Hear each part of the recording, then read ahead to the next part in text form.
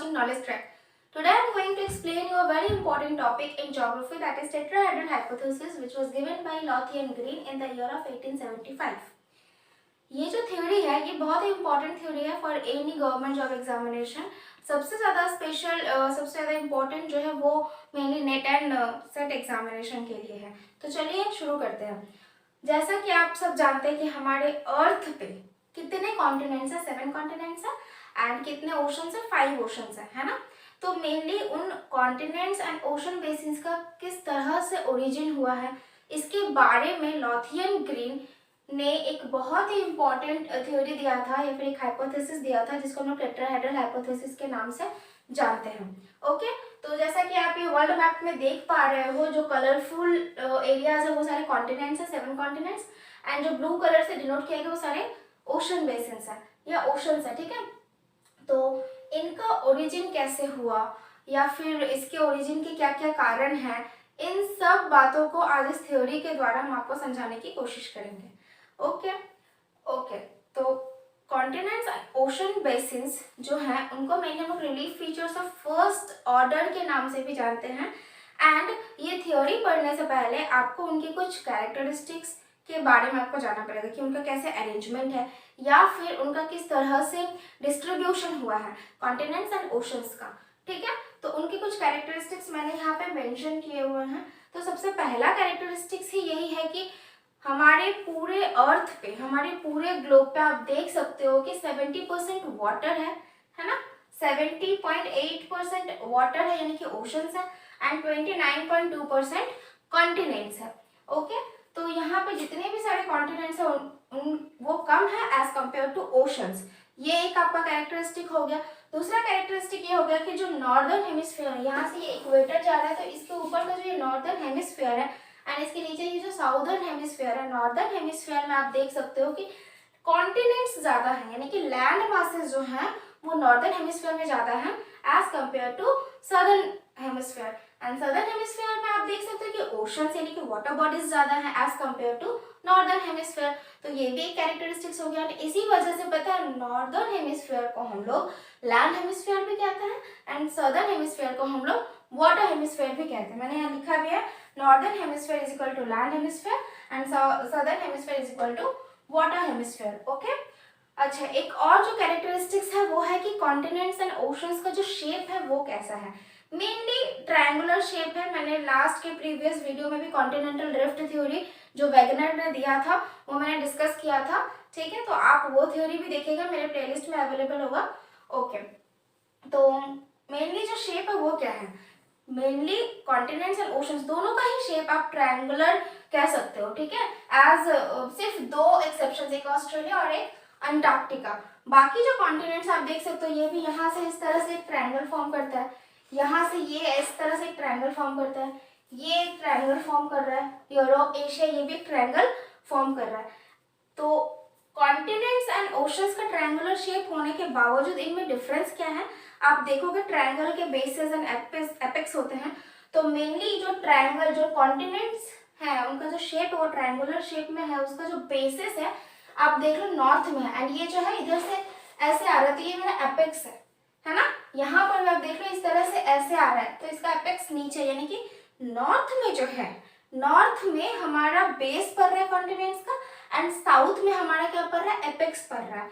तो ये बहुत अच्छे से ध्यान रखिएगा, याद भी रखना होगा आपको कि जो भी कॉन्टिनेंट्स है उनका बेसिस ऊपर की तरफ होगा एंड उसका जो एपेक्स है वो नीचे की तरफ होगा. यानी कि basis of the continents are to the northern side whereas the apex of the continents are to the southern side. Okay, oceans का ठीक उससे उल्टा, oceans भी सारे triangular shape में है, सारे oceans. ठीक है, फैक्ट ये है कि जो oceans triangular shape में है वो continent से अलग कैसे है. oceans का जो basis है वो mainly नीचे की तरफ है यानी कि साउथ की तरफ है और जो कॉन्टिनेंट्स का बेस था वो नॉर्थ की तरफ था एंड ओशंस का जो एपेक्स है वो नॉर्थ की तरफ है. तो उल्टा हुआ ना, कॉन्टिनेंट्स में क्या था, बेस मेरा नॉर्थ की तरफ था, एपेक्स मेरा साउथ की तरफ था. और ओशंस में क्या हुआ, बेस मेरा मेनली साउथ की तरफ है और एपेक्स मेरा नॉर्थ की तरफ है, उल्टा है. तो ये हुआ कैरेक्टरिस्टिक एक और. उसके बाद है एंटीपोडल अरेंजमेंट. ठीक है, हमारे ग्लोब पे जो कॉन्टिनेंट्स एंड ओशन बेसिन्स का जो पैटर्न है वो एंटीपोडल पैटर्न है, या फिर आप एंटीपोडल अरेंजमेंट कह सकते हो कॉन्टिनेंट्स एंड ओशन बेसिन्स का। एंटीपोडल का मतलब क्या होता है, आप कह सकते हो कि ज्यादातर जो कॉन्टिनेंट्स है वो ओशंस के अपोजिट है एंड ओशंस जो है वो कॉन्टिनेंट्स के अपोजिट है। सिर्फ 44.6% ओशन जो है वो ओशंस के अपोजिट ओशन है एंड 1.4% जो है वो कॉन्टिनेंट्स के अपोजिट में है। इसका मतलब क्या है कि more than 95% of the land mass, पूरे ग्लोब पे 95% से भी ज्यादा जो है वो अपोजिट है मेनली, ठीक है। कॉन्टिनेंट्स के अपोजिट है आपका ओशंस एंड ओशंस के अपोजिट है कॉन्टिनेंट्स। आप यहाँ देख लीजिए अफ्रीका के अपोजिट यहाँ पे क्या है, ओशन है, एंड यहाँ यूरोप के अपोजिट यहाँ पे क्या है, आर्कटिक ओशन है। अब कहीं पर भी देख लीजिए, यहाँ पे साउथ अमेरिका, इसके अपोजिट यहाँ पे नीचे है आपका पैसिफिक ओशन, यहाँ दिख जाएगा। Continents are opposite to oceans and oceans are opposite to continents, इस तरह से उनका लोकेशन है, ठीक है। इसको हम लोग एंटीपोडल अरेंजमेंट कहते हैं। इसमें दो केसेस हैं जो पूरे के पूरे एक्सेप्शंस हैं, डायमेट्रिकली अपोजिट है। जैसे कि यहाँ पे आप पैटागोनिया ले लो, यहाँ पे पैटागोनिया लोकेटेड है, पैटागोनिया ठीक डायमेट्रिकली यहाँ पे नॉर्थ चाइना जो है, नॉर्थ चाइना के साथ अपोजिट है डायमेट्रिकली। एंड यहाँ पे न्यूजीलैंड ठीक इसके स्पेन एंड पोर्टुगल जो है उसके डायमेट्रिकली अपोजिट है। तो ये दो एक्सेप्शंस है, ओके। तो ये तो रहा एंटीपोडल अरेंजमेंट। उसके बाद ये आता है कि हमारे पूरे ग्लोब पे पैसिफिक ओशन जो है वो लार्जेस्ट एरिया जो है या फिर लार्जेस्ट वॉल्यूम ऑक्यूपाई करता है, ठीक है। आप कह सकते हो कि 1/3 of the total surface area of the globe is covered by Pacific ocean.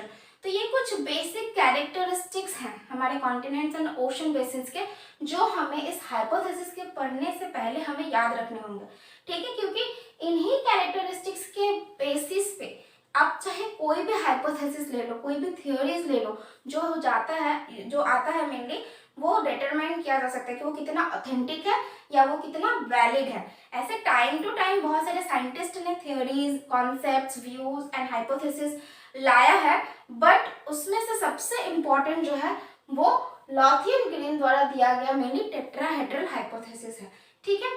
तो जो पहले के जो जियोलॉजिस्ट हुआ करते थे, जो साइंटिस्ट हुआ करते थे, जैसे कि इसके पहले लॉर्ड केल्विन ने भी कोशिश करी थी origin of continents and ocean basins के बारे में बताने की, लेकिन उनके जो आर्ग्यूमेंट्स थे वो उतने ज़्यादा सुटेबल नहीं थे, इसलिए उनको एक्सेप्ट नहीं किया गया बाय मॉडर्न साइंटिस्ट।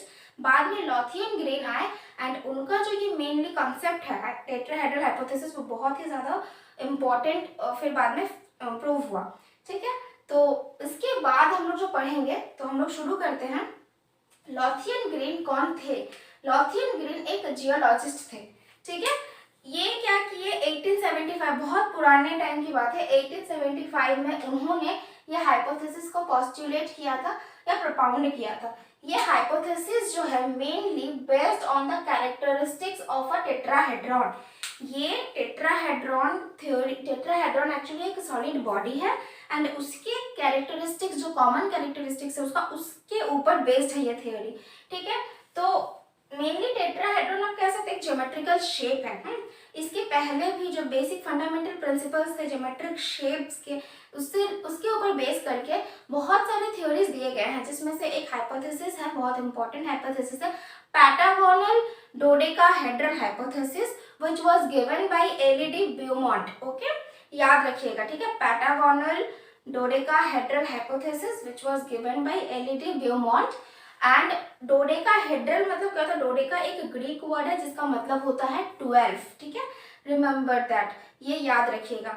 एंड वो भी बहुत इंपॉर्टेंट है, आप कह सकते हो कि जो पैटागोनल डोडेकाहेड्रल हाइपोथेसिस है वो फर्स्ट हाइपोथेसिस था on the basis of this field की ज्योमेट्रिकल शेप के प्रिंसिपल्स के ऊपर कॉन्टिनेंट्स एंड ओशन बेसिन्स के ओरिजिन को डिस्कस करना, वो पहला अटेम्प्ट था। उसके बाद लॉथियन ग्रीन ने इस अटेम्प्ट को दिखाया by giving example of a tetrahedron. तो टेट्राहेड्रॉन एक्चुअली है क्या, हम लोग पढ़ते हैं, ठीक है।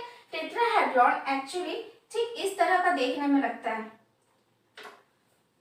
ठीक इस तरह का टेट्राहेड्रॉन है, मैंने छोटा सा एक बनाया है एक्सप्लेन करने के लिए, ठीक इस तरह का दिखता है, ठीक है, आप यहाँ पे इमेज में भी देख सकते हो ये 2D है और ये 3D फॉर्म में है, मैंने आपको समझाने के लिए इसको बनाया है।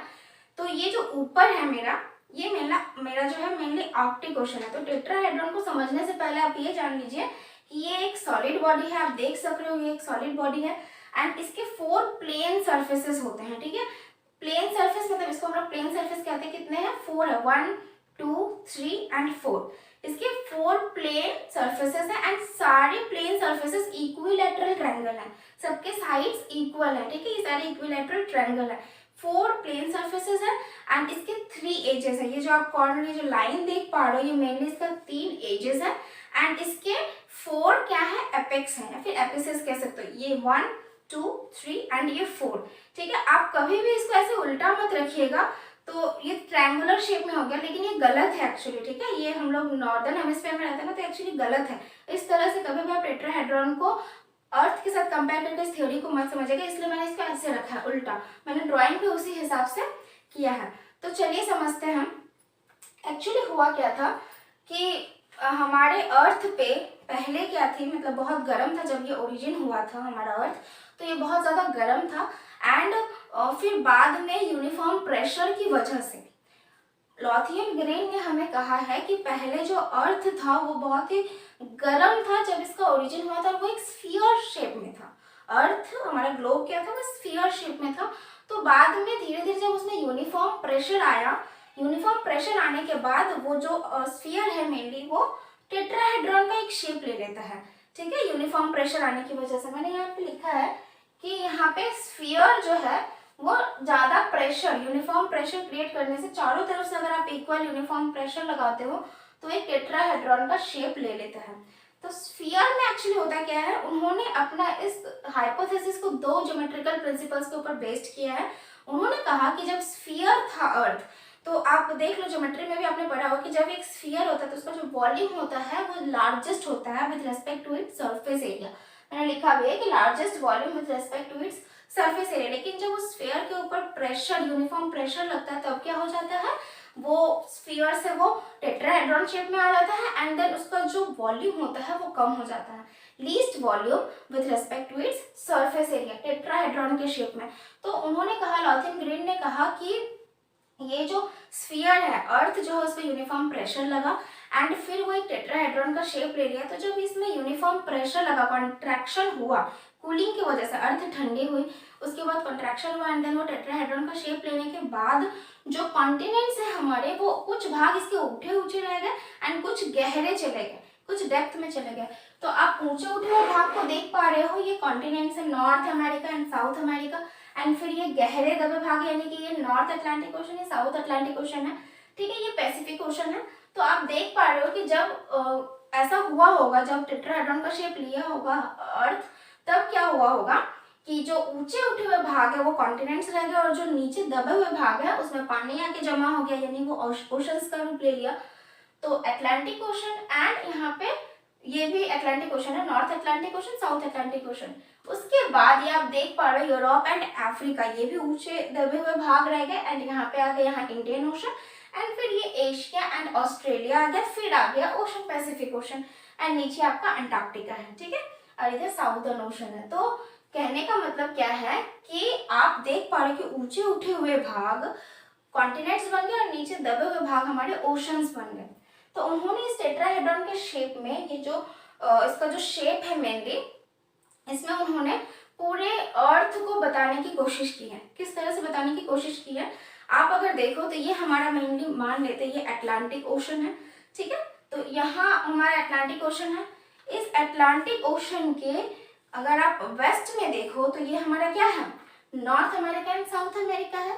तो ये जो एजेस हैं, इस एजेस को उन्होंने, मैंने कहा कि टेट्राहेड्रॉन में 3 एजेस होते हैं, उस एजेस को उन्होंने क्या बताया, कॉन्टिनेंट्स से डिनोट किया एंड जो प्लेन सर्फेसेस हैं, 4 प्लेन सर्फेसेस हैं जो इक्विलैटरल ट्रायंगल है, उसको उन्होंने ओशंस के थ्रू डिनोट किया। तो ये जो मेरा प्लेन सरफेस, ये अगर हम अटलांटिक ओशन इधर मानते हैं तो आप इधर इसके वेस्ट में देख सकते हो मेरा क्या है, north America and south America है। इसके ईस्ट में यूरोप एंड अफ्रीका है। ठीक है, तो ये अटलांटिक ओशन हुआ, ये हमारा हो गया आपका north America and south America, ये हो गया हमारा यूरोप एंड अफ्रीका। उसके बाद अब अगर हम यूरोप एंड अफ्रीका के ईस्ट में जाते हैं तो ये क्या आ जाता है हमारा इंडियन ओशन। क्या आ जाता है इंडियन ओशन। इंडियन ओशन के ईस्ट में अगर आप जाते हो तो ये है आपका एशिया एंड ऑस्ट्रेलिया। ठीक है, तो मैंने 3 एजेस को बताया, फिर से देखते हैं। ये है अटलांटिक ओशन, ये है हमारा north America and south America continent. इसके बाद ये हमारा जो है ये है हमारा यूरोप एंड अफ्रीका, फिर आ गया इंडियन ओशन एंड यहाँ है एशिया एंड ऑस्ट्रेलिया। तो 3 एजेस को मैंने कॉन्टिनेंट्स बताया। ठीक है, इस टेट्राहेड्रॉन की मदद से जो लॉथियन ग्रीन ने कहा था। और जो फेसेस है वो है ओशंस। तो इसके ऊपर ये एक्चुअली आर्कटिक ओशन है। ठीक है, इधर हो गया अटलांटिक ओशन, ये हो गया इंडियन ओशन, ये हो गया पैसिफिक ओशन, ये हो गया आर्कटिक ओशन। आप यहाँ देख पा रहे हो ये है आर्कटिक ओशन, ये है अटलांटिक ओशन, ये है इंडियन ओशन और पैसिफिक ओशन चला गया पीछे क्योंकि ये 2D फॉर्म में और ये 3D फॉर्म में, तो आप इसको देख पा रहे हो। ठीक है, जैसे कि अगर ये आर्कटिक है तो इधर ये पीछे चला जा चुका है, पैसिफिक ओशन इधर आ चुका है। ओके, तो ये तो गया ओशंस एंड एजेस। अब है ये देख रहे हो आप यहाँ पे 4 क्या है एपिसेस है, या फिर आप इसको पॉइंट्स कह सकते हो। 4 एपिसेस है। तो 4 एपिसेस में उन्होंने कहा है कि ये कॉर्नर पॉइंट में शील्ड है। उन्होंने क्या कहा है, इस कॉर्नर पॉइंट्स में शील्ड्स है, भूखंड है। उस शील्ड को उन्होंने नाम दिया है, ये हमारा मेनली आर्कटिक ओशन है। ठीक है, यहाँ आर्कटिक ओशन है, आप यहाँ देख पा रहे हो आर्कटिक ओशन के इधर आप कह सकते हो नॉर्थ वेस्ट के साइड में कैनेडियन शील्ड है या फिर लॉरेशियन शील्ड है। ठीक है, यहाँ है लॉरेशियन शील्ड।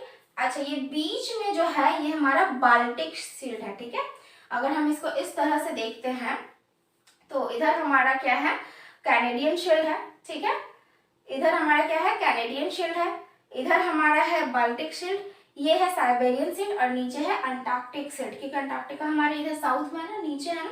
तो ये है अंटार्कटिक शील्ड एंड ये है हमारा बाल्टिक शील्ड, ये है कैनेडियन शील्ड और ये है साइबेरियन शील्ड। आपको ये टेट्राहेड्रॉन आई थिंक समझ आ गया होगा अब कि उन्होंने लॉथियन ग्रीन ने किस तरह से पूरे अर्थ को एकदम यूनिफॉर्म प्रेशर डाल के उन्होंने कहा कि उस वो एक टेट्राहेड्रॉन का शेप ले लेगा एंड वो चीज दिखने में इस तरह का लगेगा। ठीक है, तो इसी को हम लोग टेट्राहेड्रल हाइपोथेसिस कहते हैं, इसलिए इसका नाम टेट्राहेड्रल हाइपोथेसिस पड़ा है। आई होप आपको ये समझ आया होगा। अब इसके बाद उन्होंने क्या किया, ये तो उन्होंने ओरिजिन के बारे में कहा। अब उन्होंने कॉन्टिनेंट्स एंड ओशन बेसिस के कुछ कैरेक्टरिस्टिक्स दिए जो आप उसके पॉस्टुलेट्स भी कह सकते हो। ठीक है, तो मैंने जो कैरेक्टरिस्टिक्स यहाँ पे डिस्कस किया है, इस कैरेक्टरिस्टिक्स में ही उनके कुछ पॉस्टुलेट्स थे। जैसे कि सबसे पहला पॉस्टुलेट था उनका कि dominance of land in the northern hemisphere and dominance of water in the southern hemisphere. यानी कि नॉर्दर्न हेमिस्फीयर में लैंड है एंड सदर्न हेमिस्फीयर में ओशंस है। ज्यादा ऊपर लैंड है, आप कह सकते हो कि ऊपर कॉन्टिनेंट ज्यादा है एंड नीचे ओशंस ज्यादा है। तो मैंने कहा था ना पहले कैरेक्टरिस्टिक्स में ऊपर को ऊपर वाले को नॉर्दर्न हेमिस्फीयर को लैंड हेमिस्फीयर का नाम दिया गया एंड सदर्न हेमिस्फीयर को वाटर हेमिस्फीयर का नाम दिया गया। ठीक है, उसके बाद उन्होंने कहा कि पैसिफिक ओशन जो है वो 1/3 एरिया क्या करता है ऑक्यूपाई करता है, पूरे सरफेस एरिया का। तो वो बाद में उसका क्रिटिसाइज हुआ था। एक्चुअली आप मुझे बताइए, ये जो है ये तो इक्वल है, ये जो टेट्राहेड्रॉन है ये एक इक्वल सॉलिड बॉडी है, जिस वजह से क्या हो रहा है कि पैसिफिक ओशन भी जितना मेरा आर्कटिक ओशन करे जगह लेगा उतना मेरा पैसिफिक ओशन भी लेगा, क्योंकि ये इक्वल है। लेकिन क्या ये सही है, क्योंकि कैरेक्टरिस्टिक्स में पैसिफिक ओशन 1/3 एरिया ऑक्यूपाई करता है, तो इसके ऊपर उनको बाद में क्रिटिसाइज किया जाएगा। ठीक है, उसके बाद आता है कि डोमिनेंस ऑफ लैंड मैंने कह दिया, पैसिफिक ओशन कह दिया। उन्होंने कहा था कि पैसिफिक ओशन के चारों तरफ चेन फोल्डेड माउंटेन का चेन फॉर्म करेगा। तो पैसिफिक ओशन के आसपास आपको दिखते होंगे, यहाँ पे रॉकीज है, यहाँ एंडीज है, तो यहाँ पे फोल्डेड माउंटेन्स का फॉर्मेशन हुआ है। तो 3 पॉस्टुलेट्स हुए। उसके बाद क्या है, उन्होंने भी कहा कि कॉन्टिनेंट्स एंड ओशंस के ट्राइंगुलर शेप है एंड एंटीपोडल अरेंजमेंट भी है। ठीक है, ये उन्होंने कहा था, इनके पॉस्टुलेट्स थे। एक और पॉस्टुलेट था कि अगर आप देखो यहाँ पे आर्कटिक ओशन है, तो आर्कटिक ओशन जो है, ठीक है, वो कॉन्टिनेंट है, तो कहीं ना कहीं नॉर्थ पोल के ऊपर क्या है ओशन है। Arctic ocean actually not continent, it's a ocean, sorry. तो ये आर्कटिक ओशन जो है वो क्या है ओशन है, जो क्या है नॉर्थ पोल के ऊपर है, मतलब नॉर्थ पोल के आसपास है। तो हम कह सकते हैं कि north pole is surrounded by oceanic water, whereas south pole is surrounded by continent, namely Antarctica, है ना, हम कह सकते हैं इसको।